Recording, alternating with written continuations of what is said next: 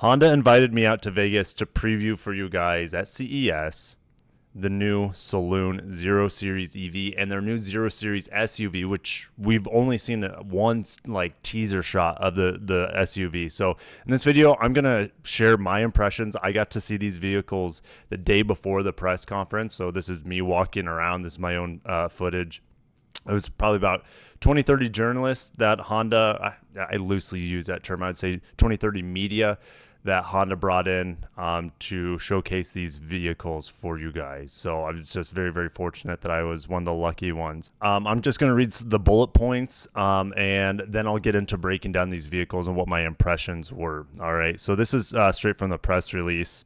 Both of these 0 Series models are coming in 2026, of course, made in the EV Hub in Ohio. I will be detailing and actually going to that EV Hub in Ohio. They're going to make more than just EVs there, but these will be produced in the Marysville, Ohio plant with the new assembly line work that they're doing there. The new software in these vehicles is called ASIMO. ASIMO is that Honda robot you guys may have remembered. Gosh, what was it in possibly the 90s when it debuted? The cute little walking Honda robot. Well, that's the internal software. So I don't know if you'll be able to say, hey, ASIMO, take me to Starbucks. I don't know if it's going to function like that, but it's cute of Honda to use a little bit of their cutesy heritage, I guess, with the ASIMO operating system here. Also, Honda, you can see the sensor on top of the Saloon here. Honda is going to use lots of different sensors on this. I don't know the total compared to, let's say, the Afeela model, which is, I think, going to use 40. But with all the sensors, the technology in here, the updatability, Honda will have level 3 driving in North America now.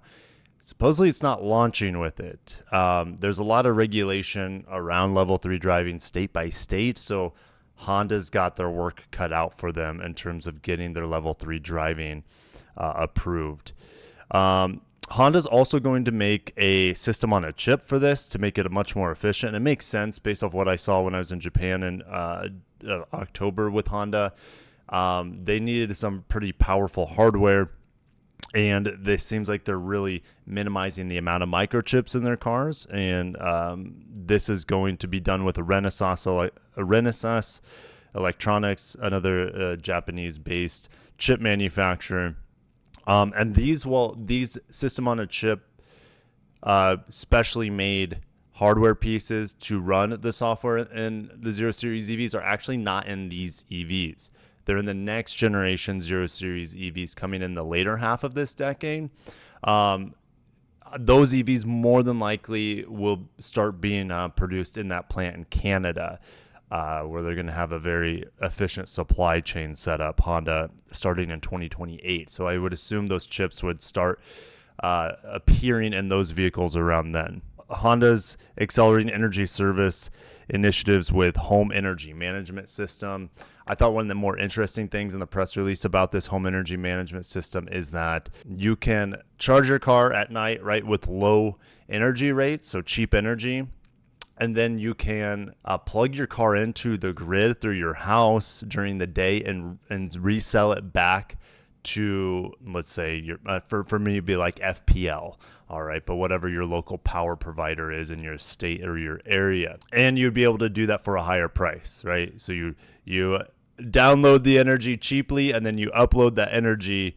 And you can make a profit selling energy back. So this gentleman was working on trying to get the hatch back up. But I think, is it time for us to go ahead and go through the images, the videos? Yes, it is. Should we start with, let's start with the SUV since it's already on screen for you guys. From the image that we got, the teaser image, which was kind of like, this. It was this, but it was like completely blacked out. I'm like, I don't know how I feel about this vehicle, right? But there were no detail. Like I couldn't see the windows. I couldn't see all we could see in the teaser was this kind of U-shaped rear tail light. All right. But that was about it.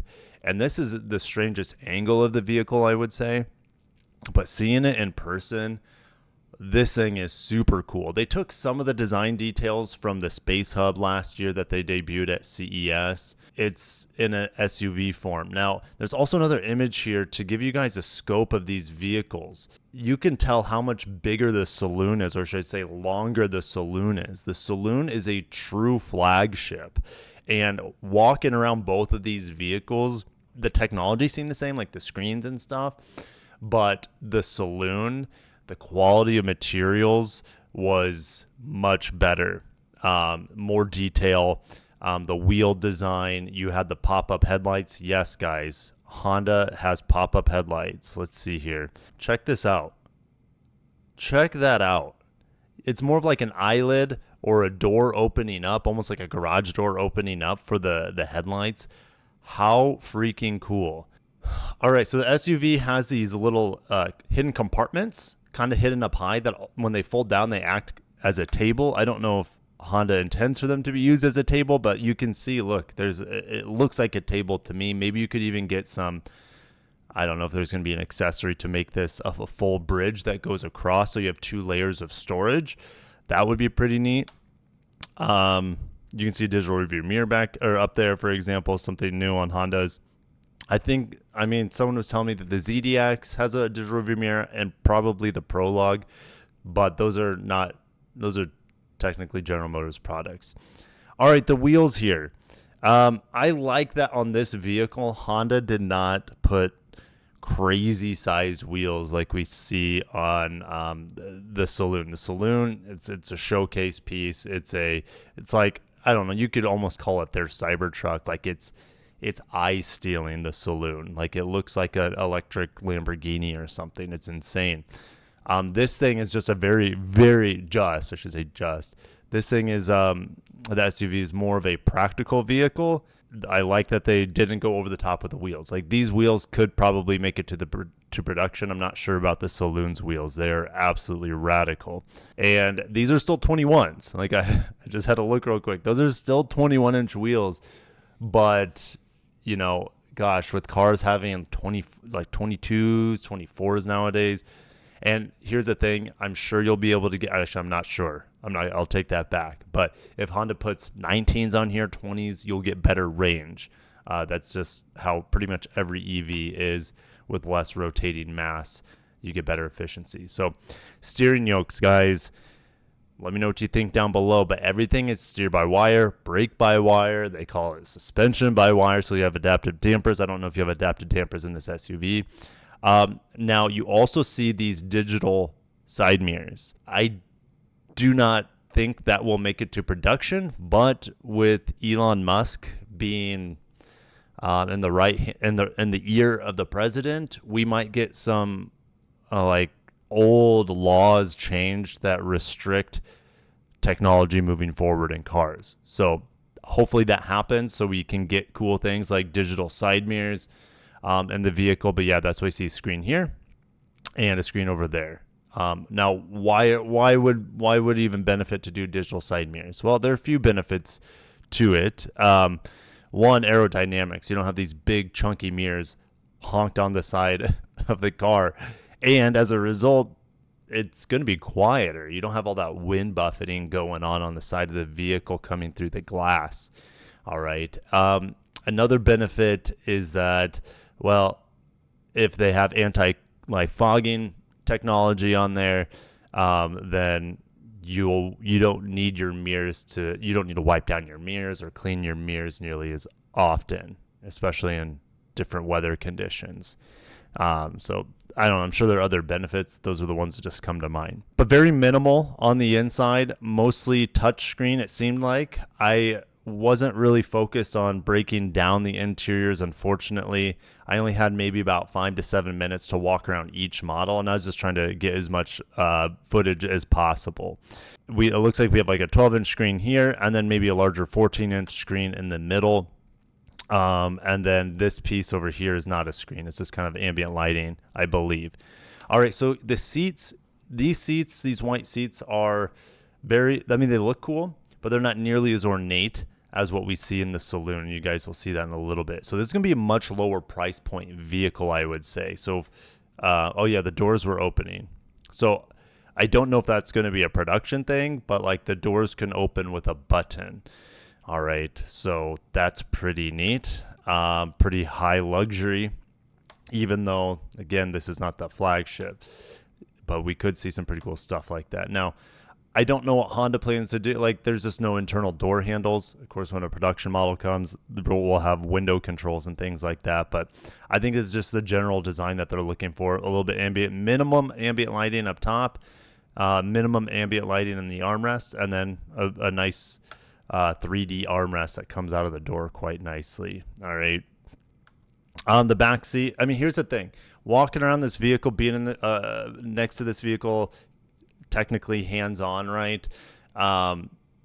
It feels similar in size to something like a CRV. I know they call it a mid-size, but that's kind of what it felt like.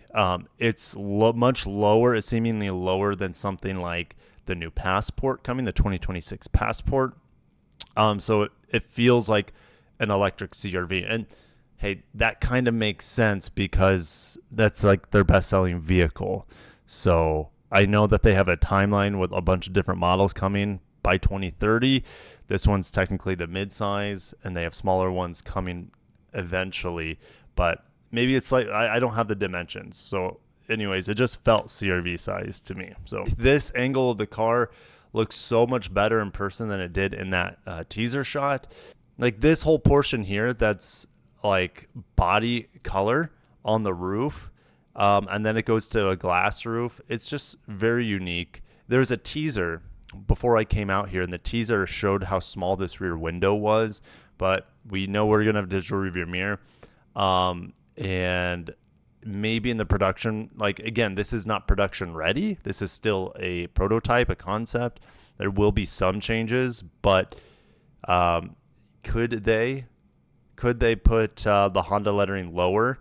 I don't think so, because look how much it curves in. It would change the perspective of the Honda font. So maybe they make the window a little bit bigger and then put Honda a little bit lower, the Honda naming. And speaking of naming, Honda just has this as 0 Series SUV, and then the Saloon is still the 0 Series Saloon. I don't believe they've given these vehicles any official names. All right. So let's go through some of the. Oh yeah, he. I don't think in that video he got that to open up, but look at the side profile. You know, I haven't seen the Polestar 3 in person, but when I first saw this, it gave me similar vibes. But this one is much more striking of a vehicle, and it definitely looks futuristic. There's the rear hatch opening up. How wild is that? It looks like a big trunk. I know that's because, like, yeah, typically a hatch doesn't pivot from this area, right? It pivots from the very end of the vehicle, like back here. This squarish hatch is acting more of like a remote, like or a remote controlled trunk. So it's a little bit different in that regard. I don't know again if that will change when production model comes. I highly doubt it. All right, so let's talk about the front end here. I think it's very handsome. Now, again, we have a lot of glossy black on this vehicle, but maybe that's for the higher trim models. Not quite sure. This piece right here is a little bit, I don't know, reminds me a little bit of the new Challenger, the new Charger, just with this general rounded rectangle sort of shape. Then we also have those digitalized headlights. I'm sure those will change before production, but this Honda logo is probably going to stick around, the illuminated Honda logo. I think it looks really sharp. Great looking front. I mean, if you were looking at this right here and you didn't know what the rest of the vehicle looked like, you might think it's a sports car, right? Or a kind of retro-inspired future sports car, right? But no, it's actually an SUV. Should we talk about the Saloon now? I think yes. They kept the design very similar. The overall silhouette is almost identical compared to last year's prototype, the 0 Series Saloon prototype, but they've added a lot more detail to it. All right, so they've taken the shape, they've added detail like these pop-up headlights, And the front end here, which was kind of like this dust buster style sort of screen previously, well, this is much more functional now. We have daytime running lights here at the bottom, which is interesting. I've never seen a car with daytime running lights down there. I don't know, like there's so many lighting laws in America and across the world that I don't know if this sort of thing is going to make it to production. Time will tell though, but this is looking more and more production ready. Now, I will say, just because the daytime running lights appear to be here, and maybe they'll make it to production, but these lights that go up, this is a new thing. We never saw these lights that I remember that went up on the sides, the body sides of the vehicle. There's also, I'll show you guys, there's also an additional light right here. Genesis kind of does something like this, which this is your side turn indicator will be right here too. Now, the problem with the side indicator being just right here, in theory, is you wouldn't be able to see it from straight ahead. But they could probably implement that turn indicator on this light right here on the, I don't know, the crease of the headlight / body. But let's keep going. Now, pricing was just announced on the Afeela vehicle, starting, what's Afeela real quick? Afeela's Sony and Honda mobility. It's their vehicle they're working on together that actually is coming out of the same plant as these Honda 0 Series EVs in Ohio. That Afeela vehicle, I know, has different software, different sensors, safety technology on there, different streaming technology as well. That vehicle starts at $90,000. There's a possibility we could see this Saloon cost that much, which would be crazy to me. That's a lot of money. Again, there's probably not going to be an EV tax credit when this vehicle comes out in 2026. Oh, yeah, and since we're kind of talking about production, the production model based on the Honda 0 Series SUV built at the EV hub in Ohio is scheduled to be introduced in the North American market in the first half of 2026, then global markets afterwards, including Japan and Europe. And I think the Saloon will come after. So the Honda 0 Series SUV will probably beat the flagship here to the market. So back to this vehicle. They kept the afterburner rear taillight area. If they can bring this to the market, oh my gosh. It reminds me of the LC500. It's kind of like that repeating. There's like a little mirror in there. That's how they get these repeating LEDs. It looks like something from an 80s movie like Tron or something. It's incredible. And I'm glad that it stuck around because I was a little worried that it wouldn't. Now, I don't know how turn indicators would work in this vehicle with this sort of setup. I don't know if they would have to paste some LEDs down below for turn indicators or if they can customize the LEDs inside here. I would assume they could do that. I'm sure it's not that hard. But yeah, there is what was formerly a dustbuster. I would say it doesn't look nearly as dustbustery anymore since they radically changed the front end of that vehicle. All right, let's start getting on the inside. A little bit more LED lights. You can see it on the floor here. More premium carpet as well. And this is a 4-seater. And you can see like more LED lights here. These wrap around seats with a nice headrest. This thing, I mean, I wouldn't be surprised if you could lay back in these seats, for example.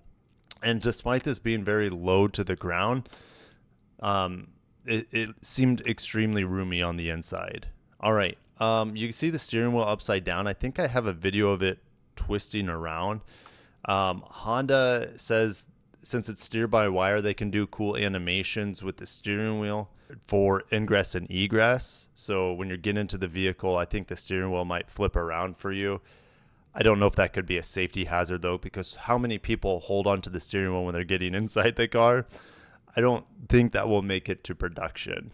But again, look at the detail on the front seats here. And this area right here is a bit strange. It looks like you'll have some storage underneath, but not sure. I mean, yes, it's a cool like LED laser design going on, but I don't know if any of that area is actually functional for interaction with the screens or the vehicle in any sort of way. But there's a steering wheel flipping around. It does it very slow, but again, it could be a safety problem for people getting in and out of the car. Again, the screens here, and then you have the steering by wire selection on the column. We see the Koreans doing this nowadays. I like for Honda to get rid of the buttons and go to drive select on the steering column, but it looks like they're going to do a 0 Series, which I'm happy about. Get lots more ambient lighting, and then this was just the shelving storage system of the SUV. I haven't really given you guys my impressions. Look at this opening, guys. I talked about how crazy this door is, but this opening, when I first saw it, is just like it's a big square, like a minivan. But the opening is potentially bigger than a minivan because a minivan will cut off the top. All right. This has with this trunk lid, the way it's shaped, you have this top area that has nothing covering it when the trunk lid is open or the hatch is open, whatever you want to call it. So you have tons of potential cargo space and functionality, and like you could easily sit in the back of this thing. Typically, it's uncomfortable sitting in most vehicles on the back because your head will hit the roof. But there's no roof here. Your heads will just be able to pop up right here. So this could be a really good tailgating vehicle. You see, like, put some cup holder designs here so you put your drinks there or whatnot. Like, lastly, maybe I'll just look through some of the images. I haven't looked through the images of these vehicles yet, at least the official ones, too much. Obviously, seeing them in person. Again, the wheelbase on the Saloon is longer, and it's just a much longer vehicle in general. And for a flagship luxury sedan, a long wheelbase is very important. If you look at all the luxury sedans, full-size sedans, they have long wheelbases. Now, long wheelbases are pretty normal for obviously battery electrics because that's where the battery goes. Now, looking at these two vehicles, I know Honda, when they showed their mega casting, they have two different size of battery packs for their vehicles. I don't know. Obviously, the flagship would have the largest battery pack, and in theory, that's around 300 miles of range because that's where the Afeela is at. So they're not interested in going too far beyond 300 miles of range right now because it goes against their thin, light, and wise philosophy. They want to make an EV that's still fun to drive, lightweight enough to be flickable. And when you don't have a ton of battery, your EV is more efficient. So you're not burning through as many electrons or whatever, kilowatt hours, to get from point A to point B. I don't know exactly range, charging. That's still a bit of a mystery, but I would expect both of these to be minimum 300 miles of range, but time will tell. All right. Some images of the interior, but it looks exactly the same what I showed you guys. Some running footage of it, of both of these vehicles. I haven't seen this yet. Just crazy. Both of these vehicles are just going to get so much attention when they come out in 2026. I love how hard Honda's pushing the design envelope. And EVs do allow for more creativity, I would say, in some ways, compared to gas cars. EVs have to be aerodynamic, so that limits a little bit of the complete design that you would have. But this thing, some of you might be saying, Kirk, the blind spot's on here. I don't know. I haven't driven it. These will have NACS charging, just like the Afeela model. They'll have Tesla supercharging capability. Big glass roofs.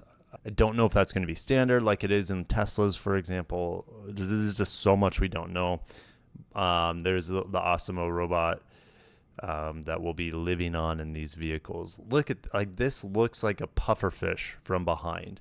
Like the same sort of like snub-nosed blunt front end. So crazy looking. And I'm just happy they have not changed the proportions really and the silhouette of that vehicle. And the SUV really blew away my expectations because after that teaser image, I wasn't sure. This looks so much better than I was expecting, the SUV. And they made the Saloon look even better as well. So well done, Honda. I can't wait for these vehicles to come out. Stay tuned for more because Acura still has to reveal their more production-ready concept. They have a concept that I showed you guys when I went to Michigan. It's super unique, total departure of their current design language, in my opinion. But that SUV crossover thing from Acura is coming out before these vehicles, and they're all coming out of the same plant, all using the same technology. All right. So with Acura and Afeela also in the, I guess, the ecosystem for Honda, it's going to make pricing very interesting.